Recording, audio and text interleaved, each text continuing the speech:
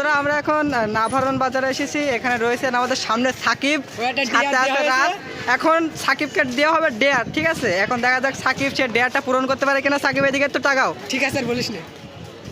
এখন সাকিব একটা মেয়েকে যে প্রপোজ করবে, ঠিক আছে? আমরা এখন যাচ্ছি সাকিবের সাথে সামনে। যে মেয়েটা পড়বে, হ্যাঁ, সামনে যে মেয়েটা পড়বে দেখতে সুন্দর, তাকে সে এখন প্রপোজ করবে।